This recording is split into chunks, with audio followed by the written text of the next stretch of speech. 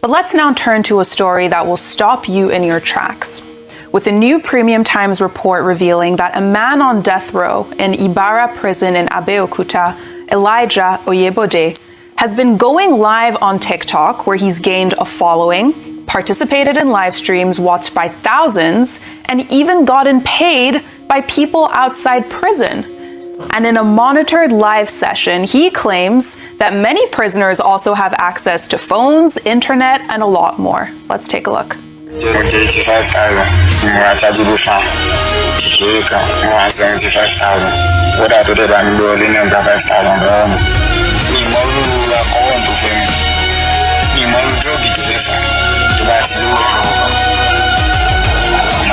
Business is very tu bá ti lówó ẹ lọ́wọ́ bóyá kárí ló lè ta ni bó ti lo fẹ́ ta ni ibo ló fẹ́ ta ni ìmọ̀ orúkọ tó fẹ́ ta tu bá ti lówó ẹ lọ́wọ́ fọ́ọ̀n tó wà nígbà ó ní ní 2000.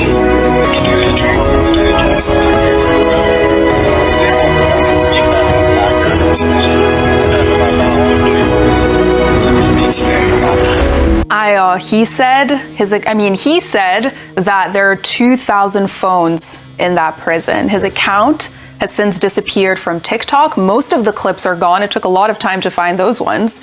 And for context, Oyebode has been on death row since 2019 for conspiring to kill an Osun State University student.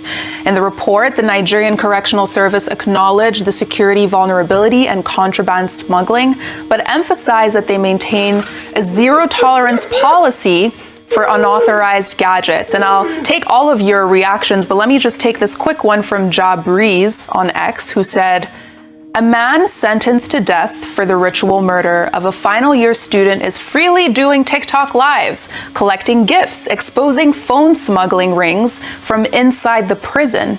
If death row inmates have better internet access than most citizens, then the entire correctional system has completely collapsed. This isn't just a security failure, it's a national embarrassment." And I haven't yet gotten a sense of what his actual fate is now. I think in the report, the Nigerian Correctional Service hasn't said what the repercussions are for streaming on TikTok. I mean, what do you make of this? There are a lot of things that happen on Nigerian social media, honestly, like a lot of madness that goes on. Even though he wasn't incarcerated, isn't on the same TikTok that the terrorist was doing giveaway and Nigerians were there asking for money for the terrorists to give them. Funny, but not funny. The truth is that, like the statement release said, I haven't done my research and things haven't changed. There's zero tolerance for use of communication devices in correctional service centers. What do we see? A violation of set down rules, laws, regulations within these centers. It's in the same, if we're to do an expose on what is going on currently in the Nigerian Correctional Service, we're going to have years or shocks, ripple effect across the country. It's in these correctional services that you have room and parlor. You have special centers where people can, almost have like a little bungalow. It's in this correctional service recently that a well-known figure came out and a few months later did baby dedication, and people have been trying to calculate that. How did this happen? Was it supernatural, conception? There are many, many issues that are that is wrong with the Nigerian Correctional Services. So what we'll keep asking for is an overhaul, a rejigging of the process. But unfortunately, and it's going to take a lot of money. It's going to take people who are not corrupt. So it speaks to a larger problem that we have in the nation, where different centers, different MDAs are plagued with corrupt officials who would compromise their rules, set down rules and regulations in exchange for money, influence or power. This is what we see across board. So maybe let me just use this opportunity to make a call to the Ministry of Interior, who is responsible for the correctional service, that they should look into a rehabilitation of our correctional services. On one hand, there are people who are languishing there, who are living in penury, and it defeats the purpose of the name being a correctional service. People that go in there and come out, a shadow of themselves, not able to integrate back into society. On the other hand, there are people who are there who are living large and are not even facing the consequences of their action. So a whole total overhaul is required. Right. But as with a number of centers in Nigeria, we'll keep speaking, we'll keep talking about it. But I hope that whoever is responsible, culpable in the Ibarra prison service should be investigated and should be brought to book. Absolutely. Rufai and then Dr. Abati, or... Okay. See, Ayo, yeah, I get all what you have said, but again, I disagree with you. You know why? I'm a brutalist.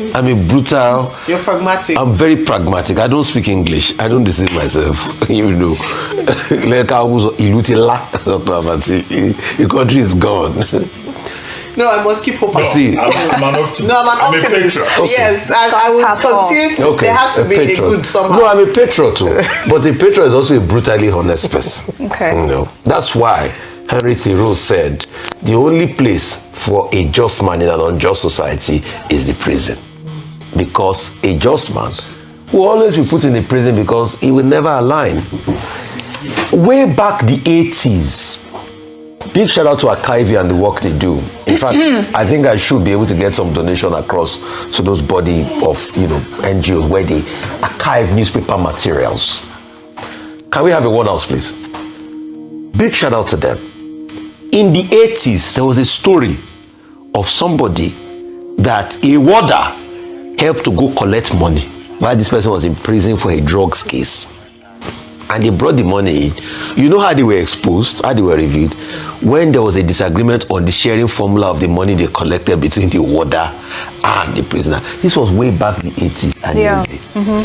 It has just gotten worse off. We were here when we were reviewing the Bobrisky matter now. If it's not because of Very Dark Man, are we even going to know that transpired? Yeah. If thanks to Very Dark Man. So is that only one you say? They say they have room and parlor and everything. It's an ecosystem. See, prison is like hotel. It's how you have money, you enjoy yourself. Okay. You can take top Dr. Abati. Executive suite. Ayo. Okay. It's how if you have money, you can have presidential suites.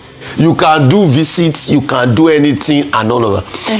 So the question is, if somebody goes to break, ask them, do you have money? Because it's how you have money, you enjoy yourself. So all of this, you think that the warders there do not know that he's doing all of this live stream. Who is charging the phone for him? Right. Who is supplying the lights? Who is buying, all the needed things?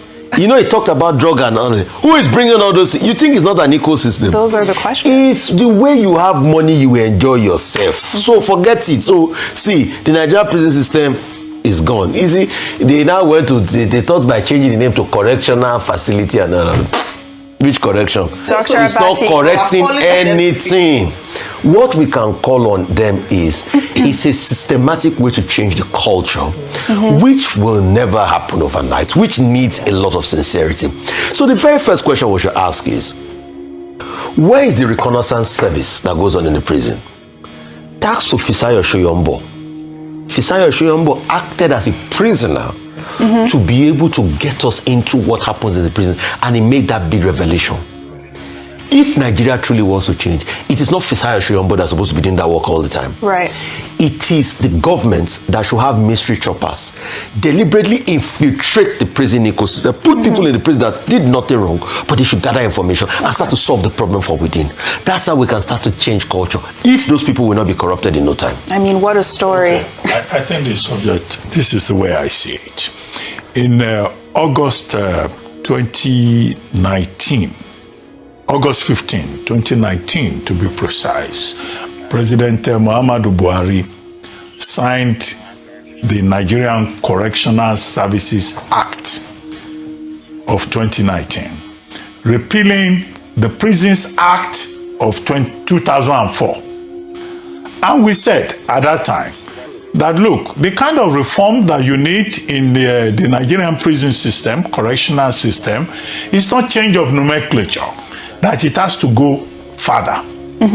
Now, this is the dilemma that we face, that, a man in prison could be behaving as a free citizen. They will justify it and say, well, after all, it's correctional service and all of that. You can also argue from that angle.